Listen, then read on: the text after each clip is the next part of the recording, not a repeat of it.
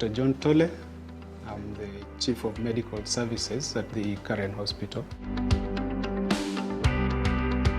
The Karen Hospital, even before the outbreak of the COVID epidemic, has had an infection control and prevention committee in place.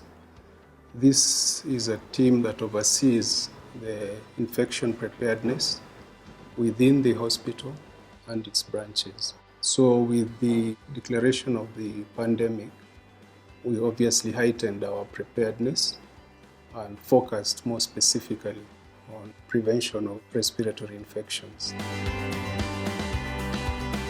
At the moment, we have put in place a task force which is responsible for overseeing preparedness of staff, educating and training them on measures to take within the hospital, and also preparedness in terms of handling patients and visitors. This entails, number one, limiting the number of visitors that come into the hospital to only essential visitors. Also, limiting the number of patients who may also come into the hospital. We are requesting patients to come into the hospital for needs that require hospital care only when it is absolutely necessary. Of course, the ones who have urgent or any emergency needs, we are prepared to take care of. When it comes to access into the hospital, what we have done is limit the points of access. Number one, that we only have one access point into the hospital where patients and visitors are screened. The second one is the access by visitors. We are limiting and have informed patients and their relatives to only come into the hospital as need be.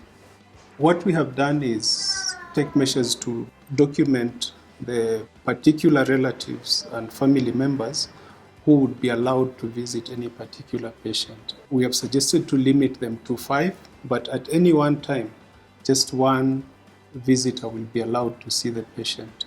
This allows the patient to be visited, but also allows us as an institution to be able to trace the visitors who come to see the patients in case of any eventuality.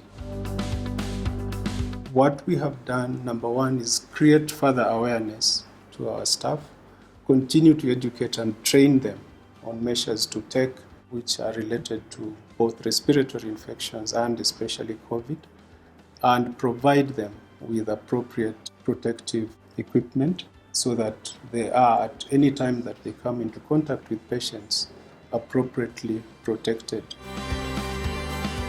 The same measures that we are taking at the headquarters level are the same ones we are putting in place at the branches. We continue especially to educate our staff, and we do have a WhatsApp group for all our staff where we communicate information regularly, and especially to the heads of the units in those branches, and update them on any developments both within the hospital and from the ministry and related bodies.